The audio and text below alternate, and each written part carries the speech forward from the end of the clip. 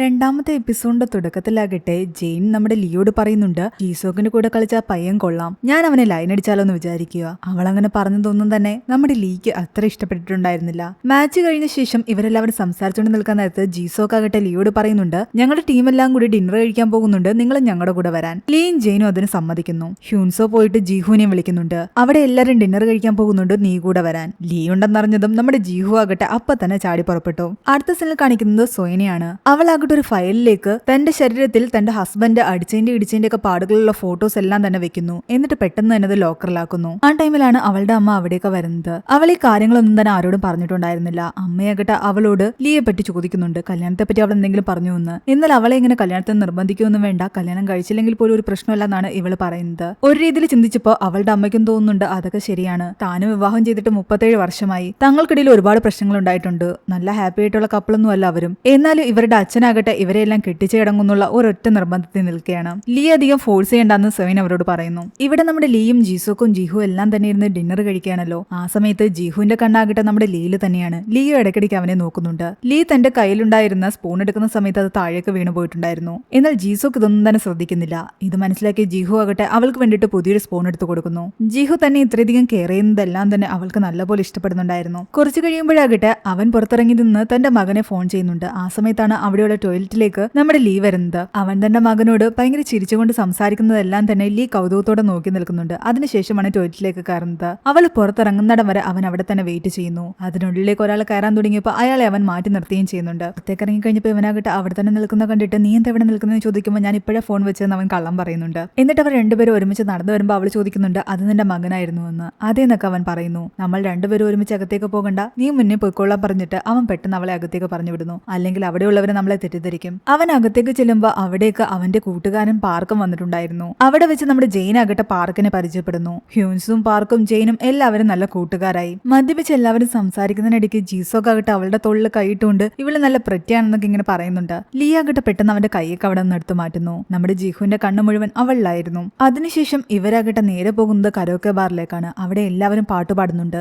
അതേസമയം നമ്മുടെ ലീ ആകട്ടെ സെലക്ട് ചെയ്ത അതേ പാട്ട് തന്നെയായിരുന്നു ജീഹുവും പാടാൻ വേണ്ടിയിട്ട് സെലക്ട് ചെയ്തത്. അതുകൊള്ളാലോ, നിങ്ങളുടെ രണ്ടുപേരുടെ ടേസ്റ്റ് ഒന്നാണല്ലോ എന്ന് കൂട്ടുകാരെല്ലാം പറയുന്നു. ലീ പാടാൻ തുടങ്ങിയതും ജീഹുവിനാകട്ടെ ഫോൺ കോൾ വരുന്നു. അവൻ ഫോൺ അറ്റൻഡ് ചെയ്തതും ആകെ വല്ലാതെ സംസാരിക്കുന്നുണ്ട്. ടെൻഷനായിട്ട് പെട്ടെന്ന് അവൻ അവിടെ നിന്ന് പോകുക എന്ന് പറഞ്ഞിട്ട് ഇറങ്ങുകയും ചെയ്യുന്നു. എന്ത് പറ്റിയെന്ന് എല്ലാരും ചോദിക്കുമ്പോൾ അവന്റെ കൂട്ടുകാർ ഒന്നും തന്നെ പറയുന്നില്ല. അവന്റെ എന്ത് പേഴ്സണൽ കാര്യമാണെന്ന് പറഞ്ഞിട്ട് പോയി. അവനങ്ങനെ ടെൻഷനായി പോയത് കാരണം ലീയോ ആകെ വിഷമിച്ചു. അവൾക്കാകട്ടെ പിന്നെ പാടാനും തോന്നിയില്ല. അവൾ പെട്ടെന്ന് അതെല്ലാം തന്നെ ഓഫാക്കി. ജീഹു നേരെ പോകുന്ന ഹോസ്പിറ്റലിലേക്കാണ്. അവന്റെ മകന് വയറിന് സുഖമില്ല എന്ന് പറഞ്ഞിട്ട് ഹോസ്പിറ്റലിൽ അഡ്മിറ്റ് ചെയ്തിരിക്കുകയായിരുന്നു. പേരൻസ് വിളിച്ചത് കൊണ്ടാണ് അവൻ അവിടേക്ക് പോയത്. ഞാൻ അവിടെ നിന്നോളം, നിങ്ങൾ വീട്ടിലേക്ക് പോയിക്കോന്ന് പറഞ്ഞിട്ട് അവൻ അച്ഛനെ അവിടെ നിന്ന് പറഞ്ഞു വിടുന്നു. കുറച്ചു നേരം കഴിഞ്ഞപ്പോഴേക്കും ജീഹുവിന്റെ മകൻ യൂനുവിന്റെ എല്ലാ പ്രശ്നങ്ങളും മാറി. യൂഹുവിനെ കണ്ടതും യൂനു നല്ല ഹാപ്പിയായി. ഇവിടെ ലീക്കാകട്ടെ ജീഹുവിന് എന്ത് പറ്റിയെന്നറിയാതെ ആകെ ടെൻഷനായിരുന്നു. ജെയിൻ ചോദിക്കുന്നുണ്ട് നിനക്ക് എന്ത് പറ്റിയെന്ന്. നീ ആ കരോക്കെ ബാറിൽ നിന്ന് ഇറങ്ങിയപ്പോ തൊട്ട് ഒന്നും വേണ്ടാതിരിക്കുക, എനിക്കൊന്നുമില്ലെന്ന് അവൾ പറയുന്നു. എന്നാൽ അവളാകട്ടെ ജീഹുവിന്റെ മെസ്സേജിനോ കോളിനോ വേണ്ടിയിട്ട് വെയിറ്റ് ചെയ്തിരിക്കുകയായിരുന്നു, അവൻ എന്ത് പറ്റിയെന്ന് അറിയാൻ വേണ്ടിയിട്ട്. എന്നാൽ ഒരു കോളോ മെസ്സേജോ ഒന്നും തന്നെ വന്നില്ല.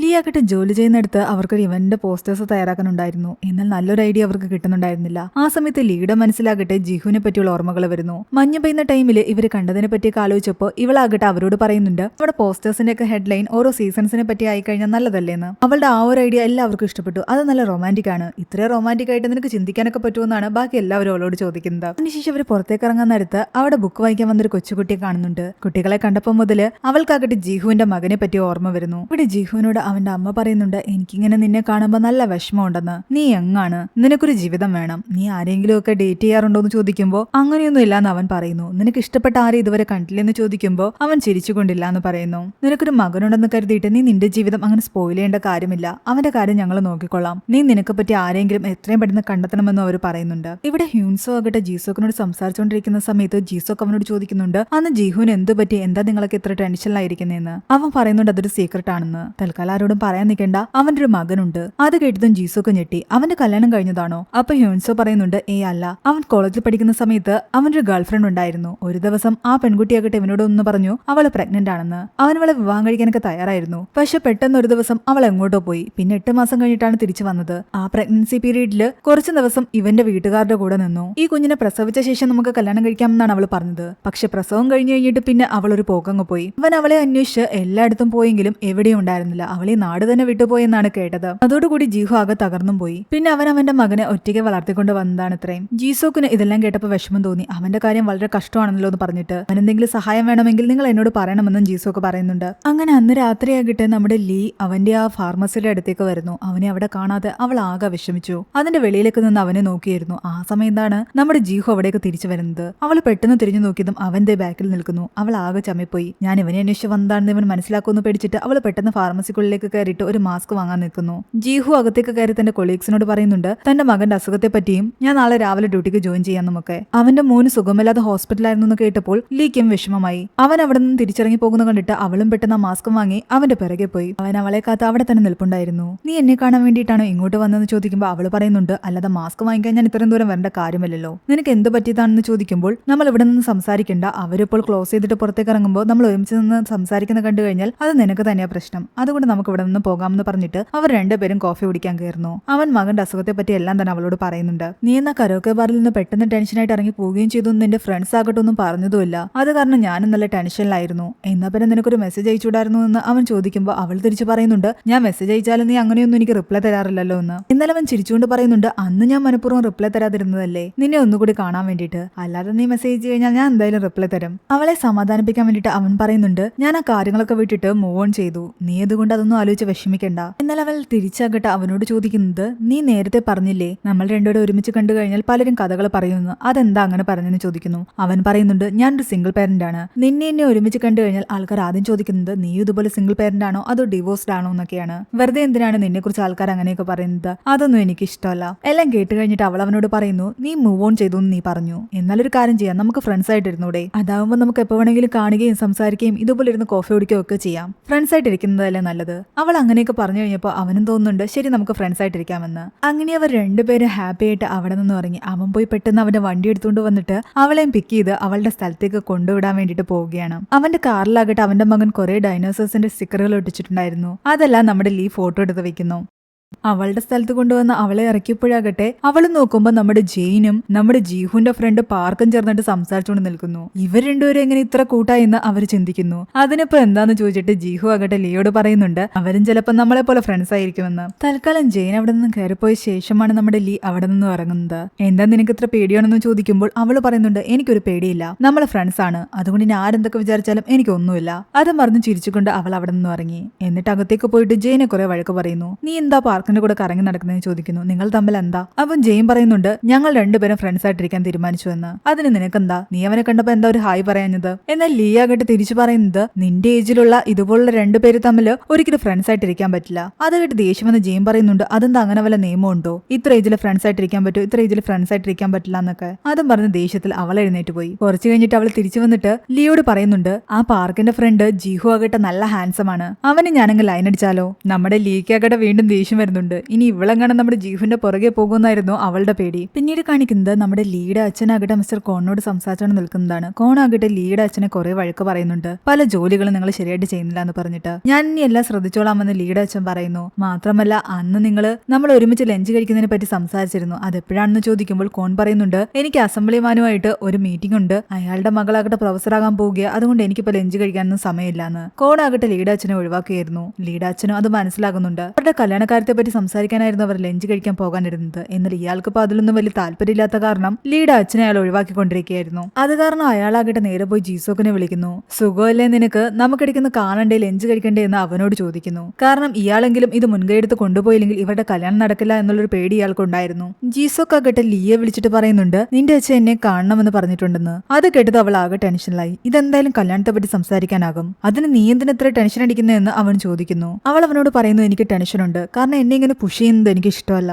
അവൻ തിരിച്ചു ചോദിക്കുന്നുണ്ട് നിനക്കപ്പോ കല്യാണം കഴിക്കണ്ടേ എന്ന്. നീ കല്യാണത്തിനാണോ വെറുക്കുന്നത് അതോ എന്നെയാണോ വെറുക്കുന്നത്? അവൾ അവളുടെ മനസ്സിലുള്ളത് തുറന്നു പറയുന്നു. നമ്മൾ കുറെ കാലം റിലേഷൻഷിപ്പിലായിരുന്നു എന്ന് കരുതിയിട്ട് വിവാഹം കഴിച്ചേ പറ്റുന്ന നിർബന്ധമൊന്നുമില്ല.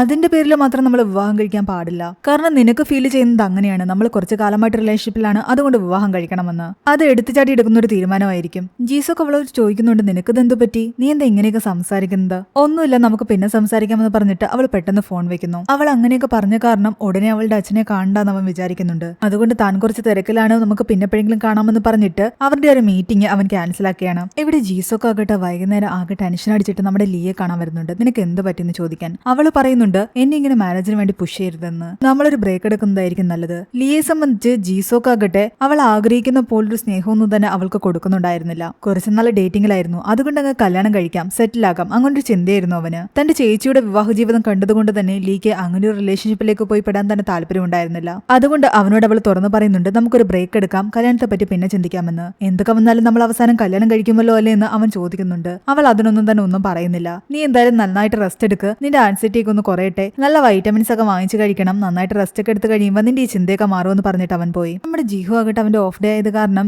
യൂനുവിനെയും കൊണ്ടിട്ട് പ്ലേ ഗ്രൗണ്ടിലേക്ക് വന്നിട്ടുണ്ടായിരുന്നു. അതിനിടയ്ക്ക് അവനാകട്ടെ ലീക്ക് മെസ്സേജ് ചോദിക്കുന്നുണ്ട് നീ എന്തെടുക്കുകയാണെന്ന്. എനിക്കിന്ന് വർക്കുണ്ട്, ഞാൻ ഡ്യൂട്ടിയിലാണെന്ന് പറയുന്നു. നീ എവിടെയാണ് വർക്ക് ചെയ്യുന്നതെന്ന് ചോദിക്കുമ്പോൾ അവൾ പറയുന്നുണ്ട് ലൈബ്രറിയിലാണെന്ന്. അങ്ങനെ ഇവർ മെസ്സേജ് സംസാരിക്കുന്നതെല്ലാം കണ്ടിട്ട് നമ്മുടെ സോങ് അവളോട് ചോദിക്കുന്നുണ്ട് നീ ആരോടായി സംസാരിക്കുന്നത്, ജീസോക്കിനോടാണോ എന്ന്. അല്ല എന്ന് അവൾ പറയുന്നു. പിന്നെന്താ നിന്റെ മുഖത്ത് ഇത്ര സന്തോഷം എന്ന് ചോദിക്കുമ്പോൾ അതിന് മറുപടി ഒന്നും തന്നെ അവൾ പറയുന്നില്ല. ആ സമയത്ത് അവൾക്കാകട്ടെ ജിഹുവിന്റെ മെസ്സേജ് വരുന്നുണ്ട്, യൂനുവിനെ കൊണ്ടിട്ട് അവൻ ലൈബ്രറിയിലേക്ക് വരുന്നു എന്ന് പറഞ്ഞിട്ട്. അവൾ പെട്ടെന്ന് പോയിട്ട് യൂനുവിന് ഇഷ്ടപ്പെട്ട ഡൈനോസറുകളുടെ കുറെ ബുക്സുകൾ എടുത്ത് വെക്കുന്നു. എന്നിട്ട് വാഷ്റൂമിൽ പോയിട്ട് തന്റെ മുഖമൊക്കെ ഓക്കെ അല്ലേ നോക്കുന്നുണ്ട്. കുറച്ച് കഴിയുമ്പോൾ അവൾ തന്നെ ചിന്തിക്കുന്നുണ്ട് ഞാൻ എന്തിനാ ഇത്രയധികം റെഡിയാകുന്നതെന്ന്. ലൈബ്രറിയിലേക്ക് എത്തിയതും നമ്മുടെ യൂനു ആകട്ടെ ഒരിടത്തേക്ക് ഓടിപ്പോകുന്നു. അവൻ നേരെ ചെന്ന് ഇടിക്കുന്നതാകട്ടെ നമ്മുടെ ലീയുടെ ദേഹത്തും. അവൻ ഒറ്റയ്ക്ക് ഓടിപ്പോകുന്നു കണ്ടിട്ട് പേടിച്ച് ജിഹു അവന്റെ പുറകെ ഓടി വരുന്നുണ്ടായിരുന്നു. യൂനുവിനെ കണ്ട ഉടനെ നമ്മുടെ ലീ ആകട്ടെ അവനോട് പറയുന്നുണ്ട് നീ ആരാണെന്ന് എനിക്കറിയാമെന്ന്. നീ യൂനു അല്ലേ, നിങ്ങൾക്ക് അങ്ങനെ എന്നെ അറിയാമെന്ന് ചോദിക്കുമ്പോൾ അവൾ തിരിച്ചു ചോദിക്കുന്നുണ്ട് അത് നീ തന്നെ ഊഹിച്ച് കണ്ടുപിടിക്കാൻ അവൾ പറയുന്നു. യൂനു അച്ഛനോട് ചോദിക്കുന്നുണ്ട് ഇത് ആരാണെന്ന്. എന്നാൽ ലീ ആകട്ടെ അവനോട് വീണ്ടും പറയുന്നുണ്ട് ഞാൻ ആരായിരിക്കുമെന്ന് നീ ഒന്നുകൂടെ ഗസ് ചെയ്യാൻ.